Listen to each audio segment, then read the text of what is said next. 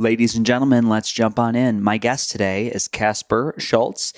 He is the president and co-founder of Innovative Medicine in New York. This is a company dedicated to transforming healthcare through an advanced and truly comprehensive form of personalized integrative medicine. Caspar is a fellow wellnesspreneur. We talk about the limitations of our current medical system and how we can improve those for the collective. I'm really interested in finding solutions. We talk about the biohacking container and how to move that mission forward, optimization of the body through technology. People have to start working together. It is about collaboration, not competition. And we also get into the items that Caspar himself would put in his dream home, his sanctuary of wellness. So it's a great podcast. He has traveled the globe. So as far as someone with access to what's coming on the front of modern day medicine, he's one of the more educated human beings out there. I'm excited for this conversation. I hope you stick around. Let's do it.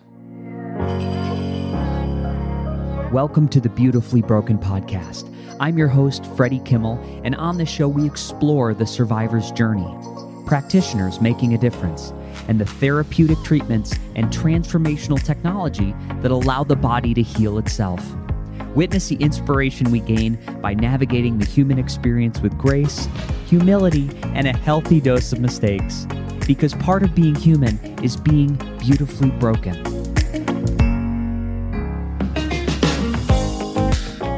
Ladies and gentlemen, welcome to the Beautifully Broken Podcast. I'm here with my good friend Caspar. Caspar, welcome to the show.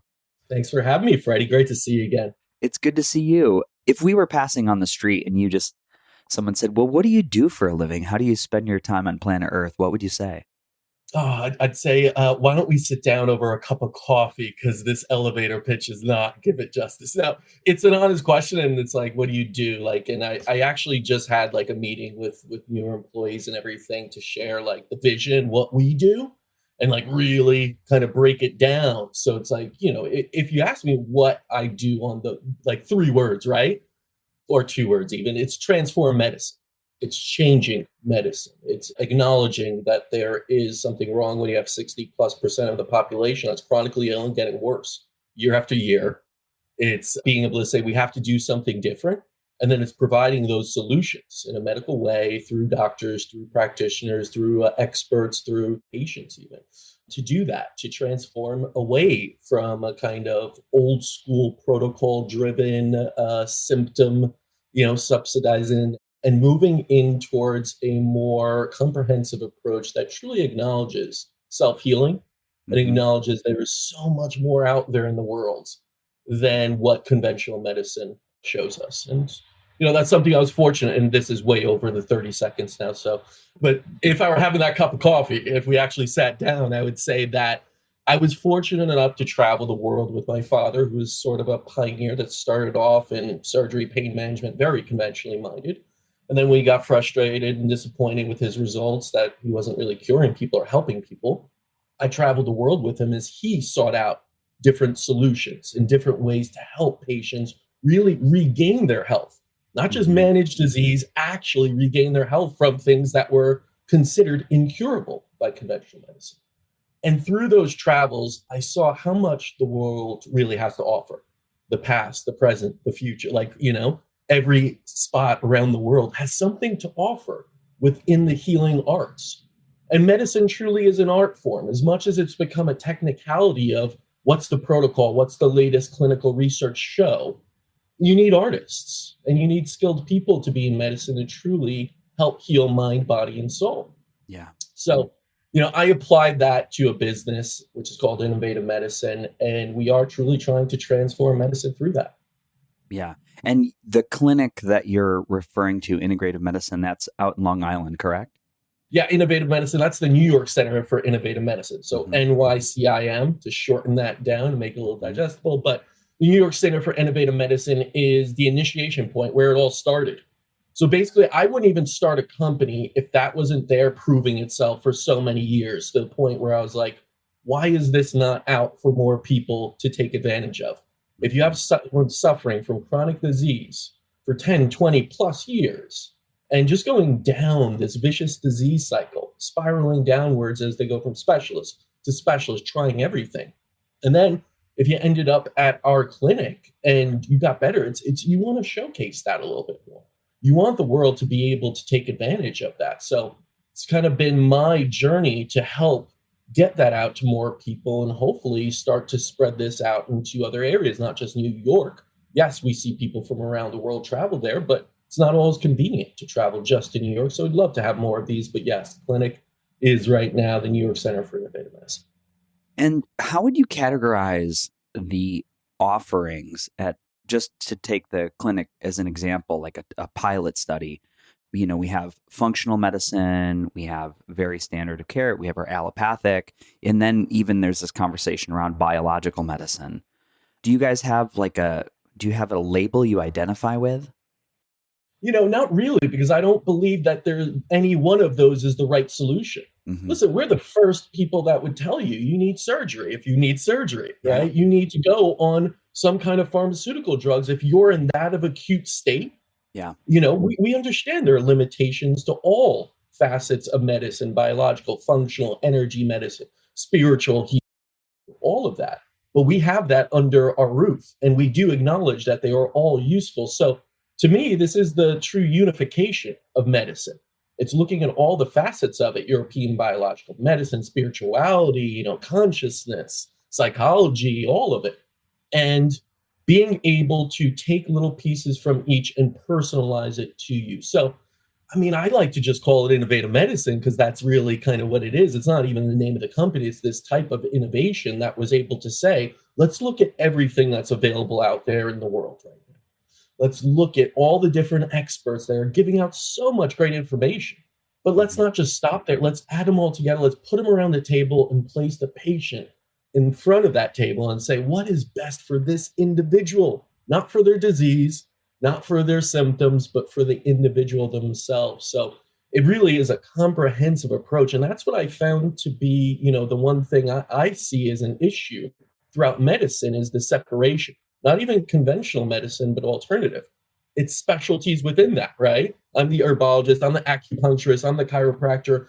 And again, just like in conventional medicine, a lot of that downfall is they don't talk to each other.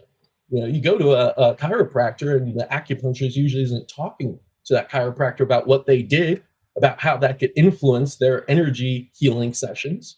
So we're trying to change that. And we really do this team approach where you have these specialists that come together and discuss the patient as a whole. There's no one singular person that is in charge and kind of dictating this is the protocol you're given. It's everyone speaking together and giving you a truly comprehensive and tailored protocol. Yeah, it's really interesting. As you were saying that, I'm aware of how important it is for the team. Like, imagine the Knights of the Round Table that are going to help this one individual move forward, that they are talking together, because you can almost imagine, I'll just go through my own little timeline of me going to see an acupuncturist and a chiro and then biological medicine and then maybe an oncologist.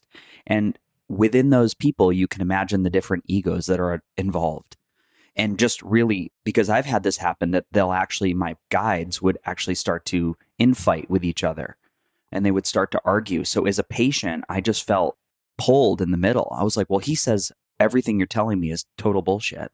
Where this guy says, if I don't do this, I'm going to die. So it's really, as a patient experiencing, having to have all these different type of conversations, it's so important that as healers, that we heal our bullshit. And obviously you can have discernment in that with who you bring into your circle. And they're like, guys, if we want to have this conversation about innovation, we got to do it together. And which is actually, it's why I called you. I called you when I was up in Toronto, because I was experiencing, this like infighting amidst this, whatever you want to call it, the biohacking container. In the world of all this cool technology, you're getting these people that are just driving like the marketing and sales. And I was like, wait a second. I got so inspired about this like 8 years ago. I was like, alternative is going to have all these different answers. And really, as human beings, I feel we tend to carry the same problems into it. Oh, yeah. No, absolutely. I think it's human nature. Listen, I can understand that if you created something in medicine why wouldn't you think it's the best? Why wouldn't you think your device, your system, your anything isn't the best? It's your creation. It's what you undertook. It's probably years of sweat. I think my company's the best. Is it really? No. Come on, let's be honest. Like, to me it is, but it's not for everyone. That's where I kind of draw a line. It could be amazing. Yeah. Listen, if you're not ready to take on responsibility and change your lifestyle habits, it doesn't matter how many procedures we apply to you. You're going to have a problem. Whatever caused your issues in the first place were through your actions somewhat. So if you don't fix those actions, it doesn't matter how many high-tech gadgets and, things and IVs you do. And I think going back to your point, that is sort of the issue that we can all acknowledge. There are many people out there that have created amazing things in the field of biohacking, medicine, health, wellness. But I think we also have to acknowledge limitations sometimes, and that it isn't for everyone. We cannot apply. I hear this too much, like CBD, it's going to cure everyone. Like, no, it's not. I'm sorry. That's a false statement. That's like, let's give that misinformation and censor that, kid. But it's sort of like it can help people, sure. I remember going to India and presenting in India, and the person after me presented. Here I was being like, we got to look at everything and, put it all together and really unify medicine. And the guy after me talked about cow urine therapy, how it, stops cancer. It was like, whoa, that's bold. I never even heard of that. I've heard of drinking your own urine, things like that, all these things, and bee venom, all sorts of different therapies. I never heard that cow urine would actually help for cancer. And this guy's up there saying it cures it. And at the end of his presentation, someone raised their hand and be like, how many people have you put on this protocol? It was like, just myself. And it was he happened to be in remission from cancer, and he was presenting. I'm like, did anyone vet this guy before he got up there, to a group of conventionally trained doctors? So that totally ruined the vibe. I feel like they were like, what about the guy before him? I wonder if he was bullshitting too. Yeah. But I think that's a little bit of the problem of the ego. It's like, if it works on me and it works on some people, and then again, what does that mean works on? Conventional medicine has a very good track record of subduing symptoms. And if that is success, they are very, very good. Do they do anything to actually cure you or help you heal? No. But that, again, is a win. So I think a lot of people like the CBD kind of thing, not to knock on it, I just hear it so much, is that, it will, subdue your pain, but are you truly getting at the root causes? And then you have this influx of fighting. A mine's better than yours. Yours is not doing this. And unfortunately, I've always talked about this, is collaboration over competition is what's best in the healing arts of medicine. It's to acknowledge the limitations, but also say, what if we apply this together? Is there a synergy to it? Just like I think there's a synergy to taking NAD plus precursors. Everyone's like, which one's better? And I get bashed on both sides. The NAD doesn't work this way. You got to take a precursor. Oh, precursors do that. Why not acknowledge that they could both work? And maybe there's a synergy to it that you could take for some, not for everyone as well, because we've seen that too. It doesn't work for everyone. So I think it's a industry like any other industry. It's a business though. There's competition. There's a scarcity sort of approach to it, that I need this patient, you can't have him. I don't believe in that. I don't think there's any kind of, it's abundance of people out there looking for help. I think if you provide them with the best help, that's what really leads to success. And I think that's what leads to collaboration, coming together rather than pointing fingers at each other. Yeah, I was listening to this really great podcast yesterday, and they were just talking about, it was a guy who was writing a book on, he was following these trends as billionaires are going off and building these end of days islands and bunkers and seafaring vessels to protect their net worth. Yep. He made a really great point. He's like, I wish I could get to these guys and say, you're going to be great at $50 million.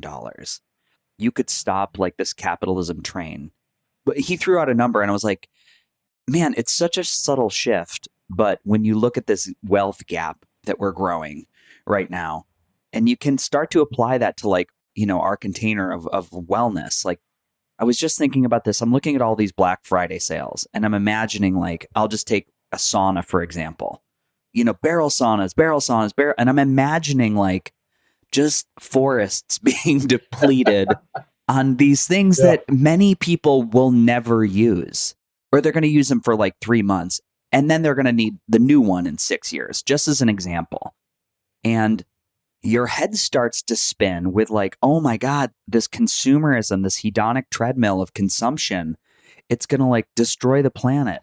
And it's like, I know it's a little nuanced silo that I'm thinking about, but especially Black Friday and the holidays spur it for me. I watch people just buying shit to try to make themselves feel better. And I wish everybody could just pause.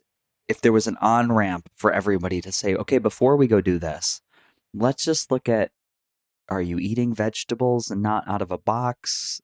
Yeah. Are you breathing? Are you trying to sleep 8 hours a night? Or, the simple things. But I don't know if you have thoughts on that, because it's the consumerism and unconscious capitalism. It just seems like this runaway train, which we also need to deal with to help everybody feel better. Yeah, my first thought to that is the quote from like The Social Network, Sean Parker talking to Mark Zuckerberg, like $1 million isn't cool. You know, it is $1 billion, right? I was like, oh, and you fall into that trap of like, $1 million is pretty freaking cool. Like, let's be honest. Like, that's amazing. We got to stop doing, like, I remember when I first got into business as an entrepreneur in like early 2000s, it was wild to do that. If you even made it out a few years, it was like, congrats. Break even was like, wow, that's amazing. Mm-hmm. And then somehow it shifted where I used to tell people I owned a company, like, oh my goodness, that's great. Like, is it successful? Like, it's profitable a little bit. We got like, some people there, it's small. They'd be like, that's great. Now I tell them, like, we've been in business 20 years. They're like, how many people do you have? It's like this, man. Like, oh, it's so small. Do you have $1 billion? It's like, why are we doing this? Like, stop all this. Yeah. I think happiness isn't a number here. Success isn't a number on a balance sheet. That leads to greed and leads to cutting corners and leads to what has become one of the biggest problems, I think, of just feeding people crap, toxins, chemicals, like just bullshit to make money, not caring about them at all. Big pharma, big food, big tech, they do not care at all about your health and happiness. Now, my second thought to solve this is focus on your health, is prioritize your health, right? And I say that not in a way because I've realized the more that I really put health first, the less I realize I need. I love the gadgets, Freddie. Like, they're cool. Yeah. They're interesting. Come on. How do you not? They're shiny things and yeah. And I love all those. But at the end of the day, if I'm not in nature, if I'm not meditating, if I'm not just getting enough water in me, if my thoughts are off or something, if my stress level, I don't need gadgets for that. That is all free. That is the 101s of health and life. And I think as you get focused more on that, you realize this idea of minimalism is truly happiness. Constantly striving for things leads to unhappiness, leads to disease, leads to depression. You always want something. And that's why I think a lot of these guys that are the billionaires of the world don't start off wanting to be billionaires. I think they do have true benevolent missions in the beginning. And that gets changed as you start to accumulate things and your ego starts to grow and the need, the want, comes in and it's like, that guy's still more than me, right? The fact that Elon Musk is like joking around and sending Jeff Bezos like presents when he got over him as number one in the world just shows they care about this stuff. Like, I am more powerful than you. Can you imagine that ego to it? I like Elon. I'm not saying he's a bad guy. Yeah. I just think that is human nature to start to get to a point where you're like power hungry. It's not even like the billions of dollars. 1 billion lost here and there means nothing to you when that could feed like countries for months, at a time.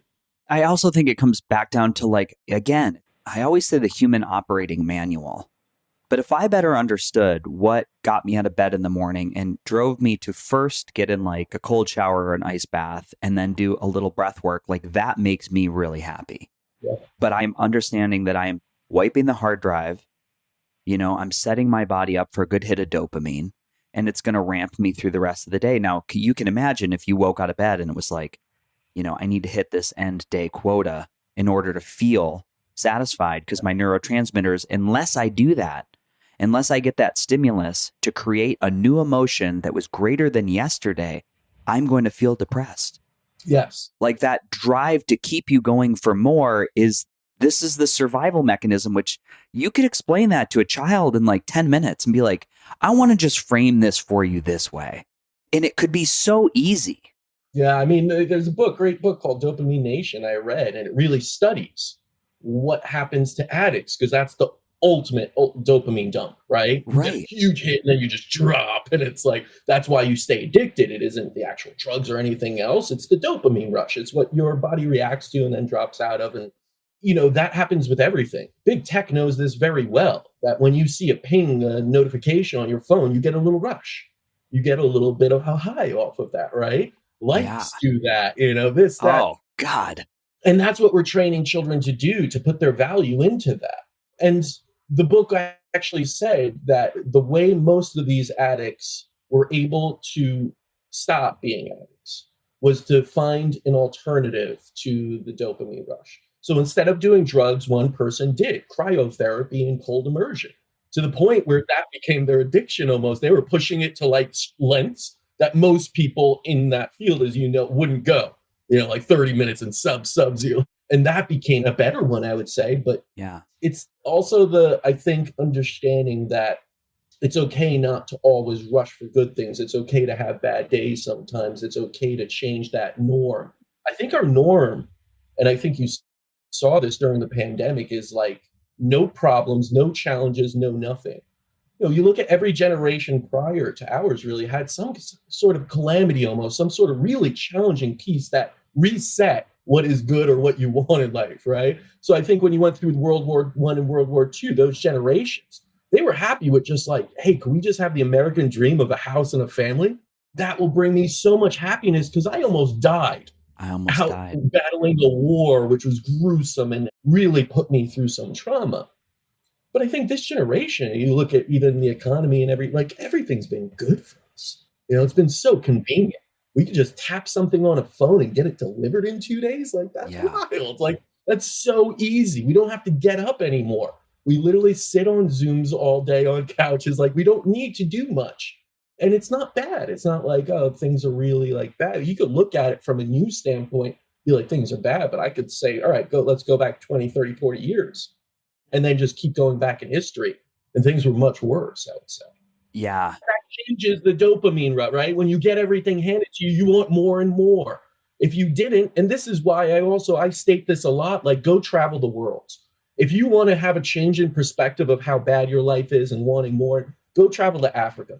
See those little kids smiling and playing and coming up to you and being so happy with nothing, where they have to go walk miles without shoes and just to get clean water. Mm-hmm. But they're really freaking happy, Freddie. They don't have problems of depression there. They have problems of starvation and disease and everything, because they don't have the necessities in life. But we do. And when you go there, you shift. You're like, wow, we got it so good.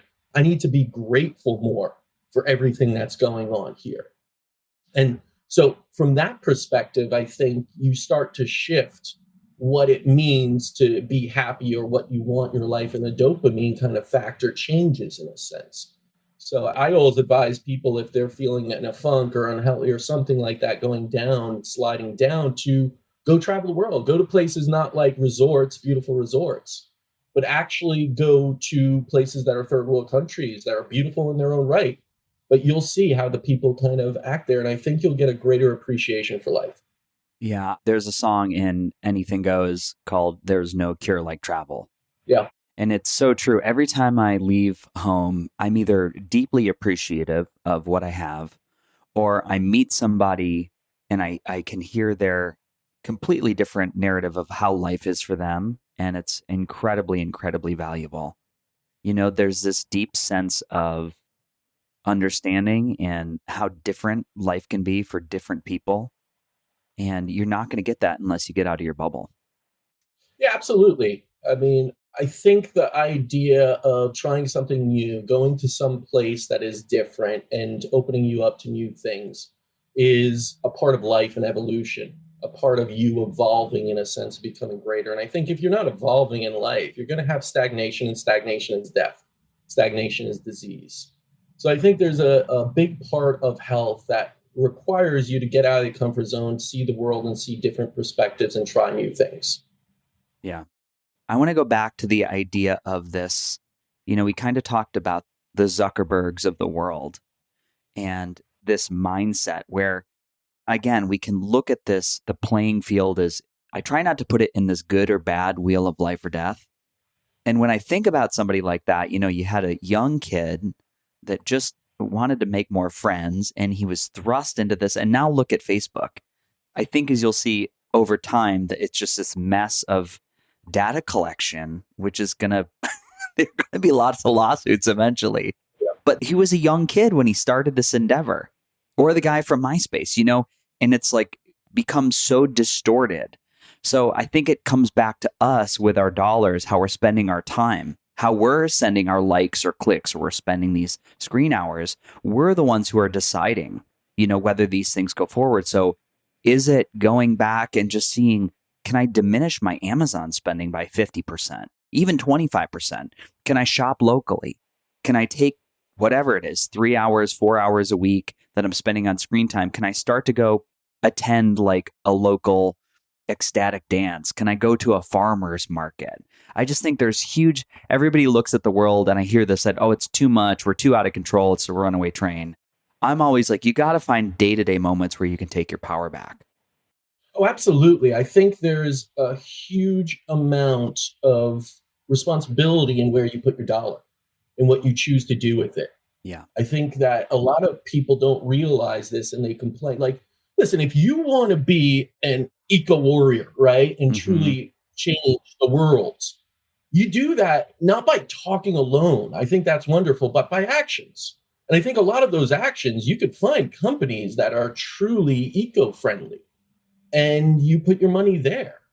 But I think people like to say things and then have convenience too, and you can't have both. You can't be conveniently buying things that are harming the planet because they're cheaper and then talk about being an eco warrior. Like, listen, I even have beef with this idea that electric cars are really going to save the world. And I did a big post on it. It really got people upset.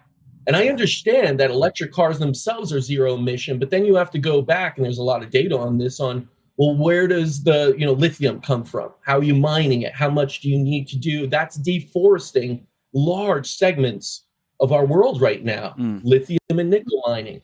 And I'm not saying in the future it could change and get better, but where it is right now, it's doing a lot of harm as well before it gets to the car that's doing better. But it's really balancing out. And I think this idea that alone is doing it is not the right approach. I think, again, if you focus on your own health, if you focus on you start to use products that are usually friendlier for the environment, have less toxins in them, have less of a footprint in it.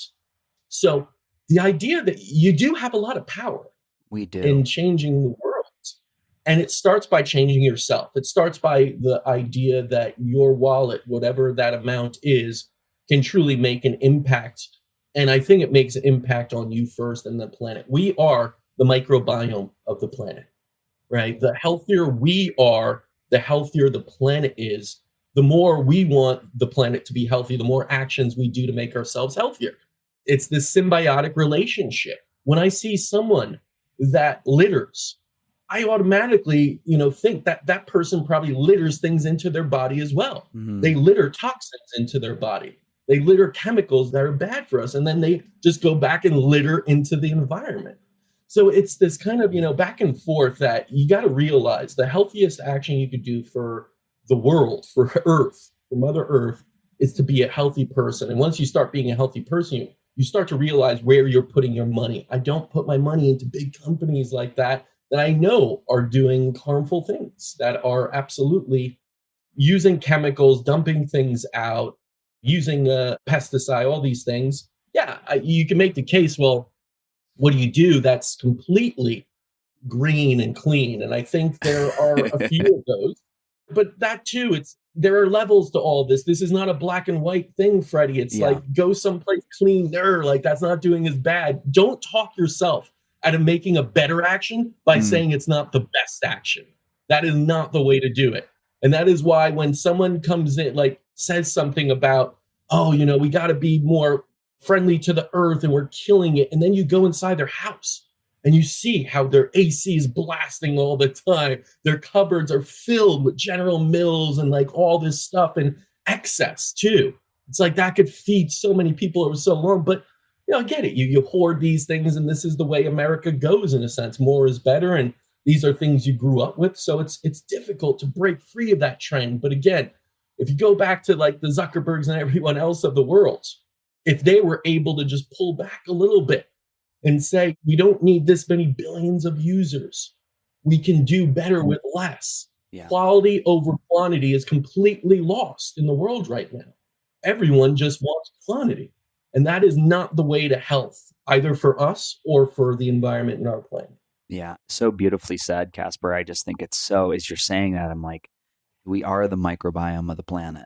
Somebody posted yesterday a picture from my hometown, and somebody had dumped a sofa on the side of the road. And it was just like, oh man, humans at they're not greatest. It's difficult sometimes, and not to be reactionary, but it's also as above, so below. We can imagine, like, that's a great example. Well, what is that person putting in their small intestine and their gut? Yeah. And what does the internal environment of that person's body look like? It's probably not great. I would love to hear, just because you are associated with a clinic, you do have some clinical experience, hearing people's stories, you hear what people are struggling with. Do you see common themes that really jump forward for you that are most prominent for people right now? We've mentioned things like energy. We said NAD, nicotinamide, adenosine dinucleotide. I just like to remember that I remember all those words. Mm-hmm. Things like glyphosate, things like, we could say, sleep deprivation. Is there anything that you think is really on the top of the list for most people right now? Ooh, I gotta say, it's like across the board, all those things. Yeah. It's the culminate. Like you will find so many people with high stress levels, emotional baggage, poor sleep, and which one is the initiating factor that leads to the neck, right? It's Yeah. always different in each person. It's like you could have poor sleep because you're over caffeinated and you're eating poorly, eating late at night.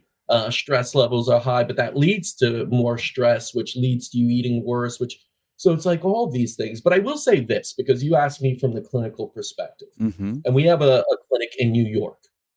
In New York, we have a lot of people from the city because that's where we were originally. For over a decade, we were in New York City. We, over the last few years, moved it outside of New York City to a more natural environment, less stress, because this is why I'm saying this. Most New Yorkers are actually quite healthy on the surface level.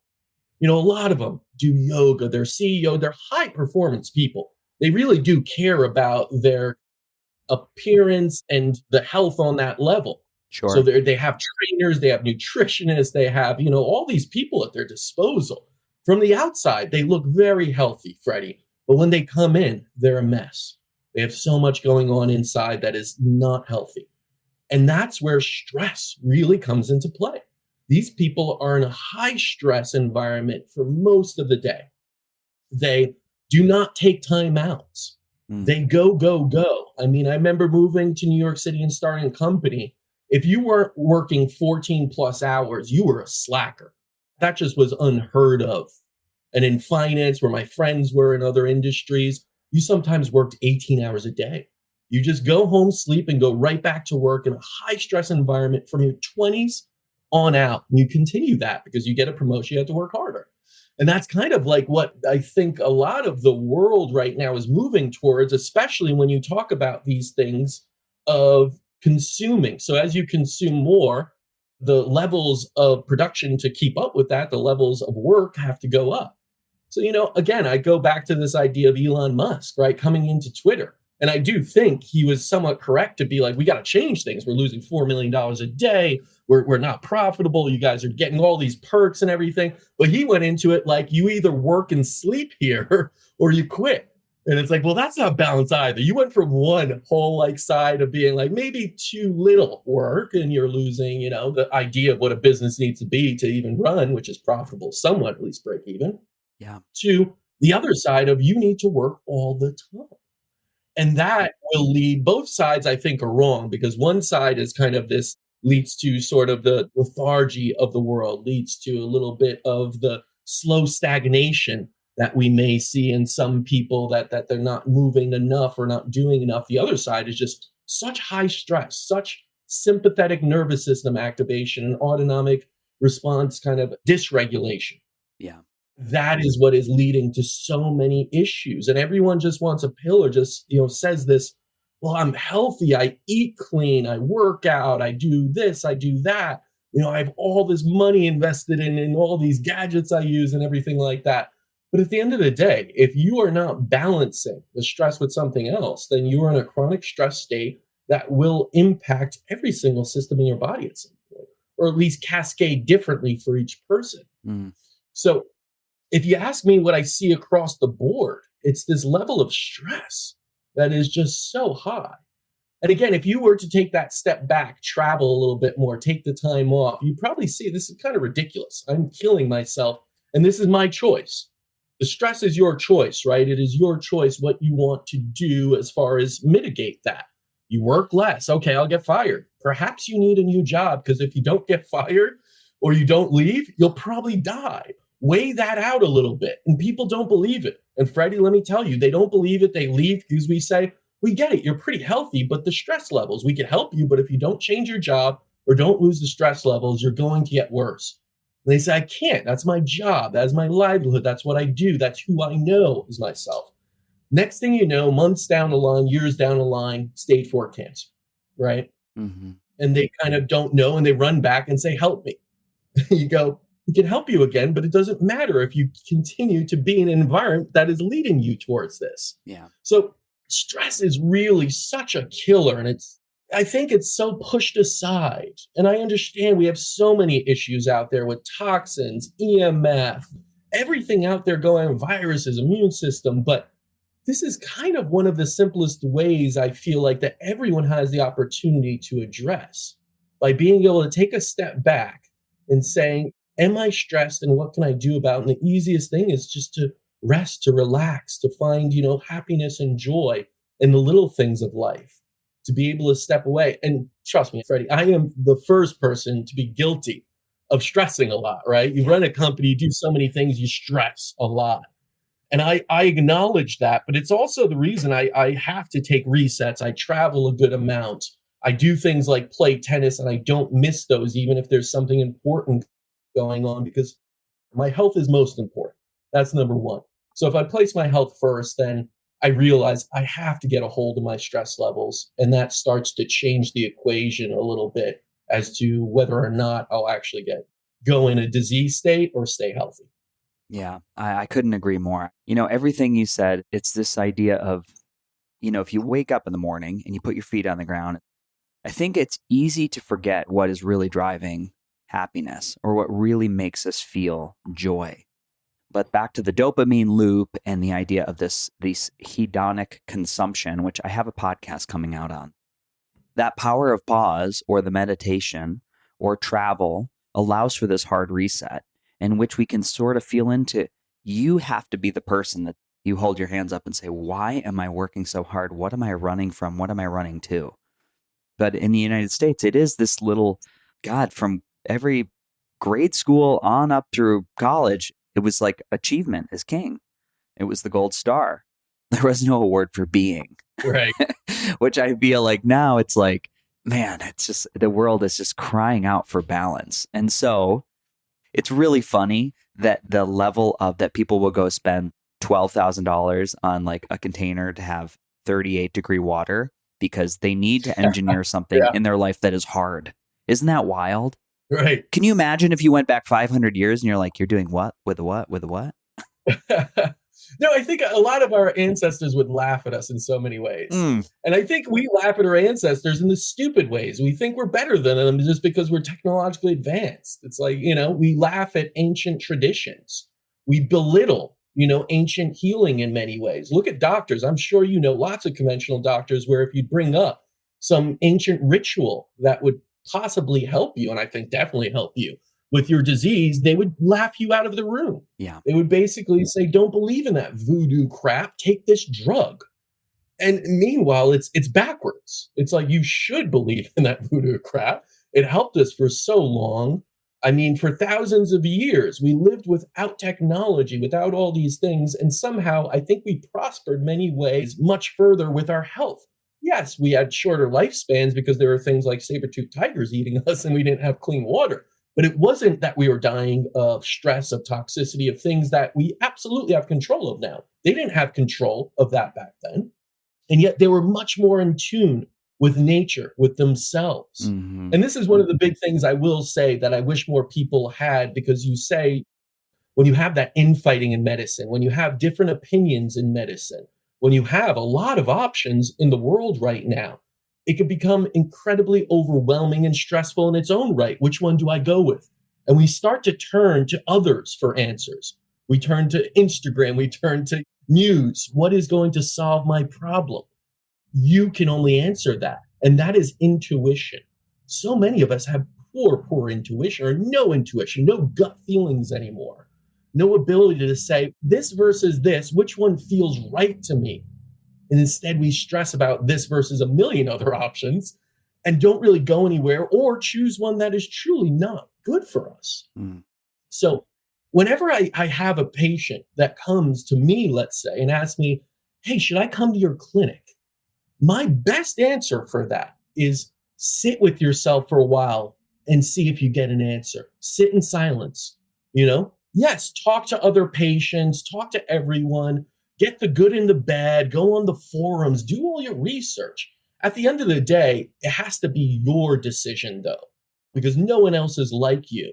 And that's why I wish more people just sat silent with themselves Hmm. and just sort of sat there with a question on their mind and just see what comes up. And even if it feels like it's forced a little, you're getting a silly yes in your head or something like that, go with it, run with it, honor that that is something within you probably telling you something. Don't question it, don't doubt it, just go with that and cultivate that over time. And you will build this extra muscle in you probably never knew you had, which is intuition. And Yeah. I think that is such a great way for people to start to realize what is healthy for them and what is not. And if they're in a disease state, get out of it quicker than being in this jumping around and always questioning everything. Yeah. That internal voice, it's funny, as time goes on, even when I'm taking a walk in the woods, sometimes I'll come to a path and I'm like, which, I'll be pulled. I'm like, why am I wanting to go left? I'm like, go down this left trail. I'll follow my intuition, trail walking. Yeah. Even have these little internal hits. Sometimes it's like, I've walked out of the grocery store and then been like, I'm going to go back. I've walked back in, and then you bump into somebody you haven't seen in like 4 years that doesn't even live in your Yep. state. You're like, what is this? There's this incredible intelligence I think we have that is guiding us spiritually and energetically, which I found great benefit from. And whether you put that power in the hands of a muscle tester to say maybe what supplement might be good for your body, or you're using that to choose who you surround your inner circle with, it's so powerful. And my favorite thing with like all this wellness talk, it's really hard to say an impossible. And I hope if anybody tells you you're going to get a certain outcome, that you severely question that, that advice, Right. because nobody lives in a bubble. Like the story, if I were to come to you and say, Caspar, what are the results I'm going to get if I come to your clinic? You'd be like, well, shit. Right. Let's see what you're bringing to the table, Freddie, because you're not like anybody else you are literally a snowflake. Now, here's what we have, that we understand that works. And I can only say that this skill for me, because I get to work with some companies that are in the biohacking industry that have a product, like doing thousands and thousands of phone calls and seeing different outcomes across the board. Now, I do see patterns and consistencies, but what I've learned is that nobody lives in a vacuum. So your level of stress or glyphosate or air quality in your home or sleep practices, or maybe like a subclinically abusive partner narrative that you listen to at dinner every night, is going to affect your outcome. Oh, absolutely. It's no question that these are the things that are probably most important during any medical treatment. We all say, any clinic only has you for a certain amount of hours a week. And of course, they're going to give you things that accelerate your own healing and start to address your underlying issues. But then what are you doing all of those hours outside of that clinic? Are you taking two steps back to the two you just took forward at the clinic? Or are you taking three or four steps back, even? Because if you're doing a lot of the things that got you into a disease state, then you can't expect real results. You have to start to address those things. You got to be brutally honest with yourself. And it does take this kind of huge ability to change from a victimhood mentality into you are completely responsible for everything in your life. Yeah. And that's really difficult. It's not to put blame, because blame and guilt are really low consciousness levels. You see that a lot in healing when they start to healing. This is all my fault. Oh my goodness, I did this to myself. Like, no, get out of that. What is in the past is in the past. You learn from it. You move on. But starting now, you take responsibility for your actions. And that is so empowering. That is what gets you out of the disease state. That is what gives you the power to say, this is on me. This isn't on my doctor who's giving me it. This isn't on my team. This isn't on my nutrition, my acupuncturist, my, GPs, all of that. This is on me. And while incredibly scary, that is also incredibly empowering. And Hmm. once you have that power, and I also think once you have purpose with that power, 'cause power alone is not enough to get you through. You got to have a purpose to go for something. I've seen this a lot too, Freddie, where people come in and they're sick and they're so used to being Lyme disease, GI or IBS or whatever they have, that they don't want to change because they don't know their purpose outside of that. They are used to being their disease and they're almost coddled, and that's what they're used to doing. So if they lose that, they lose their identity and they don't have purpose anymore. And I think it's so incredibly important to have purpose in what you're doing, to have an idea. Like we always tell patients, picture what you're going to do when you're better. Are you going to go climb Mount Blanc? Are you going to go for a beautiful trip into the Amazon with your grandkids or something? Who knows? Whatever it is, that you have that and you picture it and you hold that with you. That is your purpose to get better. And when you have that purpose, Freddie, that's why you get up in the morning and do those things, those healthy things. That's why you put more prioritization to not stressing at work, but actually taking a step away and meditating during your day, even though you have a ton of things to do and that are high priority at work. But your highest priority and what is going to get you to your purpose is healing and putting that first. So Yeah. it's really, really important that people do acknowledge that whenever they're trying to do anything. I'm not just saying healing. If you're trying to reach a goal in life, you give it purpose, you give it meaning, and you have the power to actually reach it. Yeah. It seems very counterintuitive. I'll have this happen a lot where the day is just, it's like I look at the Google Calendar, it's like, brr, it's like blue all the way through. I was like, Oh, man. yeah. And on those days, I'll purposely I'll be late to a meeting and I'll go grab the technology that I use to assist. Maybe I'll go run 10 minutes on the amp coil, or I'll grab Brain Tap and I'll do like a 10-minute session of just breath work. And Yeah. even me not getting something done, it's like the air I put into the tires of the car with that little 10-minute, like 2 or 3 times a day. I just stay so even keel and I become way less reactive to this internal turmoil. Now, I've done the other one thousands of days, where by the end of the day, I feel like, oh my God, I don't remember breathing today. And I'm Yeah. so wound up. I'm not like, there's no way I'm sleeping. It's just not going to happen. Like, I can feel like it's almost like there's a clamp on my heart and I have to go, try to get in 10,000 steps and do all the things just to be able to go to bed, because there's so much stress in my body. And I know people are living that way. And I can only speak from experience and the value of living it the other way, putting on the shoes in a different pattern, that it's night and day. Life is just better. And I don't have to do or buy anything aside from shift my behavior. Yeah, what you're talking about is really a shift from short-term satisfaction or short-term realization to long-term. That's really it. Because if you think about it, yes, you could absolutely hustle hard, neglect things and really get a lot done in the short term. For sure. There's no doubt about that. There are a lot of people do that, but you will burn out. Long term, you will be sick. Long term, you won't have the same results over that. So it's the idea of everyone wants to get rich quick. It's like, I want $1 billion right away. It's like, don't want $1 billion right away. You'll probably lose it all. You'll lose it all within a few years and you'll be miserable. Like, build it over time. Enjoy the journey, not the destination. And when you do that, when you shift to long term, it's okay that you didn't get two of your to-do list done that day, but you did the meditation. You're going to sleep well tonight. So you're going to be more primed tomorrow to get those done and keep going. Yeah. And again, if you shift all that, it's like, yes, we always look at the now as far as just a few minutes and this and that and the day ahead. People got to look long term, years, decades. What is your legacy going to be? Not what are you going to get done just in today or this month. I think that really changes it, because even then you could have real failures, but you're still on this grander path to something bigger.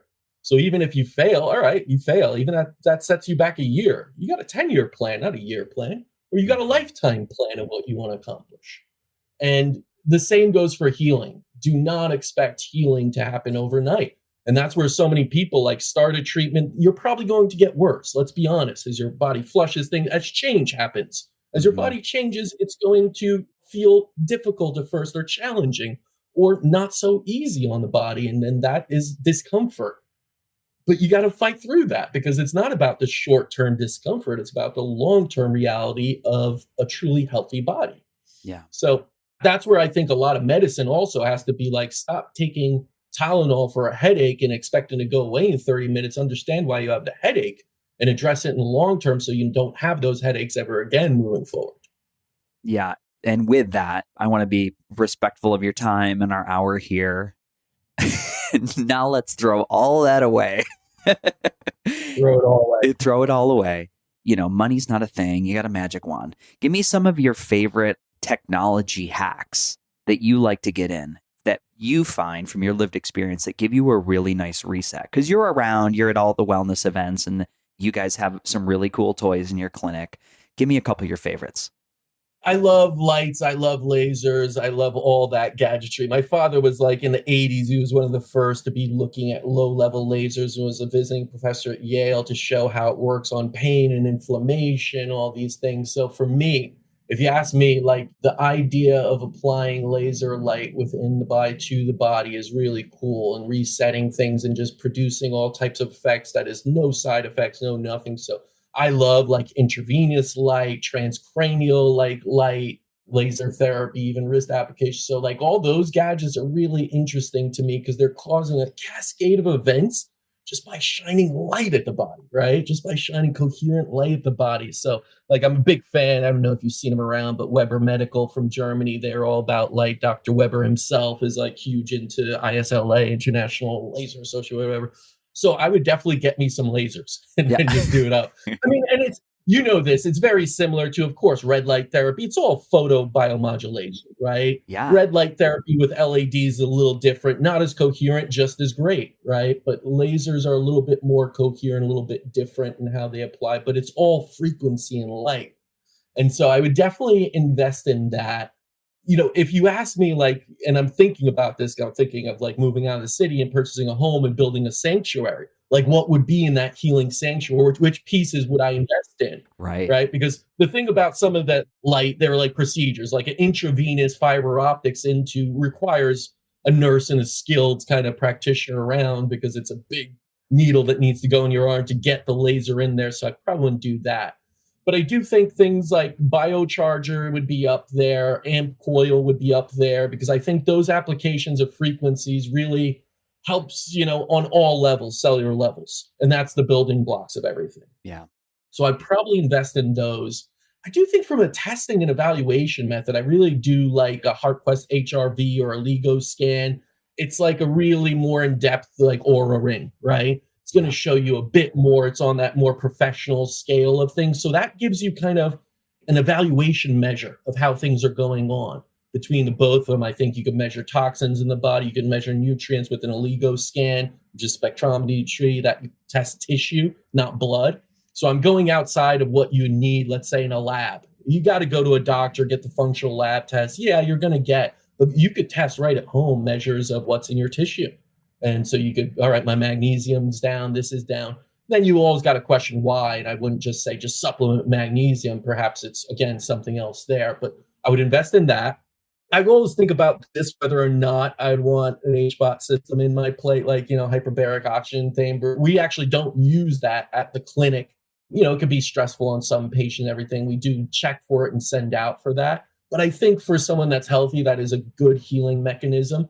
And looking at oxygenation, I would definitely purchase myself 1 or 2 nano Vs and get that reactive oxygen species just going into the body, fueling the mitochondria, doing those sorts of things. I would absolutely invest in EMF mitigation. I have Soma Vedic here. I would definitely get those for a house. I would look at doing filters, of course, for water. Radiant Life, I think, does a great one, but there's so many. I'm just going to throw one or two. Doesn't mean I'm endorsing any one over the other. Yeah, of course. I would look at things like lighting, your own bulbs in your house, like how that reflects on you. We use something called Sora lights that are full spectrum lights, not ones that go in the blue spectrum and kind of cause cortisol spike. Mm. So look at lights in your house. There's so much, Freddie, that you could go into. And that's why it's really interesting for me when I'm like, all right, if you're going to build a house that you're spending all your time in, so much of your time, you're sleeping there and everything. Yeah. Why not optimize that to health at all facets? I would not put, a lot of wires or electricity around where I sleep. I would just, change that. I would at least try to mitigate that. I would use different technologies, whether that's light technologies or others, to optimize the mitochondria. Red light beds are great. I think if you had all the money in the world, you could have a little spa off to the side. Yeah, get yourself a red light bed and really stimulate that. PEMF, of course. There really is a lot. At the end of the day, I would also make sure that you have an open patch somewhere on your property of ground that you can ground yourself with. Go outside in sunlight, get all those natural pieces. So I would love to build a house in a biophilic. And I think a lot of people need this too, meaning lets nature in, is one part of nature, and also understands the patterns in nature and brings that into your home. So I think a lot of just open concept, lots of plants, and trying to bring nature into your house, because we made it so unnatural where we are. It's kind of like just a box of chemicals and things that have formaldehyde. And now it's like all of these houses are so sealed now because they're energy efficient, but that just seals in all the chemicals we use from flame retardants and anti-stain measures and all this and that just get there. So of course you need air purification as well. UV lights and all of that could do a great job. So yeah, I think when you look at it, like look around your house and do the research into what is going to make this the healthiest place for me to be, and start to remove some of them. And that's where I think when you say like, I would add all these gadgets, but I would also at the same time remove so much and try to live a minimalistic life and get rid of all the options and the huge hoarding of lots of clothes, this, that. Because I think there's a paradox of choice to this. You add in the gadgets, that's great. You have a regimen that works for you, but you don't want this sort of your place being cluttered, because first off, that clutters your mind. Your environment reflects on how you think and how you act and how you feel. And number two, there is a huge paradox of choice. I've realized that I started to like change my apartment around. It's like, get rid of stuff. Like you don't use that, get rid of Marie Kondo, that stuff.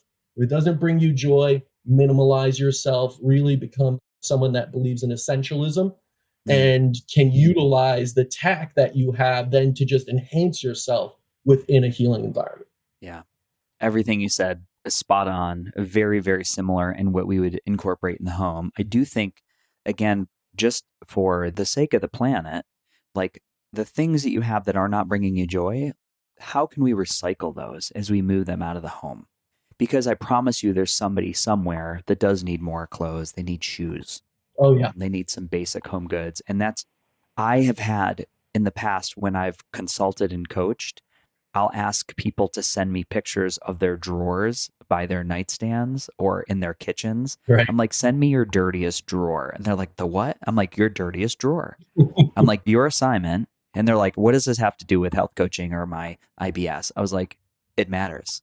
Everything. So I'm like, you have like 90 days. All the drawers in your house have to look like they came out of the Container Store. And just that exercise for myself, I just did that this weekend. I just went through my closet and I just went through and I just was like, okay, this can go, this can be recycled, this can go to Goodwill. But that exercise of deburdening the body before I'm going to go invest in anything else. And you realize you could look at the pile of stuff you load in a car and just do a quick add up.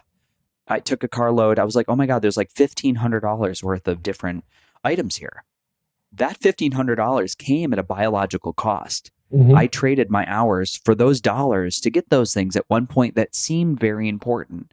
And just as you go forward, be like, do I need to do that again? Maybe not. Maybe that $1,500 is, like you said, is the light panel.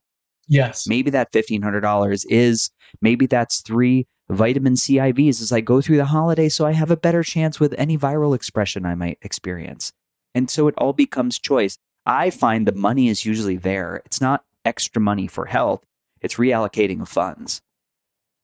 Yeah, no, I think what you're saying is absolutely true because too many people look at it as simply the price tag of it without looking at the value of it. Yeah. There is a value to everything you do that matters. Even this, I'll give you an example. I changed from riding the subway every day to just using an Uber most of the time, actually, to go to work when I worked in the city. It was an incredibly expensive change for me. It really was. And I wasn't, and this is at a time I probably, was still not making that much in a time where I was kind of, struggling in some ways. Mm-hmm. I did it because I had such a stressful experience on the subway. I couldn't handle that many people in the morning on top of me, just not doing I couldn't meditate. I couldn't do anything. I got to work stressed already. And I needed time to just build into being productive. And I said, if I use my money and don't go out to eat or don't do this or don't, have cable maybe for a month or so and use it to just be in a non-stressful environment, meditate on my way to work and actually come in ready and primed. Think about how much more I could make it work in that way, how much more stress and how much more of my health I have back and not stressing over it. So I think people need to look at it in that way of the value of health versus the dollar. Yeah. It's just an energy shift. Look at money as energy. And if you're putting it somewhere that gives you that energy back in a positive way, that is what you need to be doing. So the investment in things that bring you health are my biggest ROI investments. I do not question that. People wear tens of $1,000s watches, and I get it. That is completely your choice. Imagine you invested that in something like a hyperbaric chamber, this and that. You could buy a lot of stuff with that. That will greatly improve your health. So don't, just break it down that that's very expensive. It could look very expensive, sure, but what is the value to you? When you are super productive, you might get the promotion, you might change and start your own business. You're going to feel good. People are going to see that. They're going to want to be around you and reward you. You might get the investment you were looking for. Mm-hmm. So I always say, don't look at the price tag alone. Of course, don't overdo yourself. You don't have it in the bank. Don't take out a second mortgage just to do all this stuff. But at the same time, do start to appreciate the value of what you purchase and bring into your home as something that is either going to bring you happiness, joy, and health, or is it just a consumable sort of thing that kind of sits there that maybe feeds the ego, but doesn't really bring you into a happy place? Yep. And these are the things we need to get clear on if we want to experience the planet the other way. And this is, for me, and I'm sure is for you, a lot of these ideas have come in times of stillness, in the time of pause. Oh, yeah. I have these deep realizations of man, you spent a lot of energy and a lot of heartache to get that thing, and it ain't getting a lot of use anymore. Yeah. It's stuff just starts to change. So, Caspar, I want to do this again. It's awesome just to be able to have no topic and just hit the ball back and forth. Where can people hear more from you? And I know you have a podcast, and where can they learn more about your mission? Yeah, so the podcast is a great way just to hear me and the guests such as yourselves and other experts on there, called Your Health, Your Story on Spotify, iTunes, all of that. So Your Health, Your Story. And then innovativemedicine.com. We have our kind of everything going on there as far as the mission, if you want to be a patient, if you want to purchase, we have products as well. We created like Nadavine, the NA plus supplement. So they could go to innovativemedicine.com. Finally, if you just want to reach out to me and just write anything, I'm most active on Instagram at Caspar, and I'll spell out Szulc, SZULC. So it's CASPARSZULC. Probably the hardest last name in the world to pronounce. Yeah, I love it. But once you say it, it just rolls off the tongue. Caspar Szulc, it was a pleasure to have you on. Have a beautiful day, and thank you for being a guest. You too, my friend. Thank you. Team, thank you for creating a wave of momentum that is driving Season 5 of the Beautifully Broken podcast. My heart thanks you for tuning in. And if you enjoyed today's show, head over to Apple Podcasts and now Spotify. Spotify is new, and you can leave a review. 5 stars if you loved it. And before you go, I have something really important I need to offer. There are two ways we can build this relationship. The first is to join my membership program at buymeacoffee.com/FreddySetGo. You get early access to all the podcasts, bonus episodes, discounted consults, and free webinars covering all the wellness technologies. The second is to support beautifully-broken.world. That's right, I have a brand new website and new store, beautifully-broken.world. Listed on here are all the wellness tools, supplements, educational courses, and products that I absolutely love. Most of them offer significant discounts by clicking the link or using the code. Please know that they don't cost you anything extra. And at the same time, they do support the podcast through affiliations. What's that? I just got a message from my lawyers, my internet team of lawyers. They wanted me to tell you that the information on this podcast is for educational purposes only. By listening, you agree not to use the information found here as medical advice. Do you agree? Yes, you agree. To treat any medical condition in yourself or others, always consult your own physician for any medical issues that you may be having. Finally, our closing. The world is changing. We need you at your very best. So always take the steps to be upgrading your energy, your mindset, and your heart. Remember, while life is pain, putting the fractured pieces back together is a beautiful process. I love you. I'm your host, Freddie Kimmel.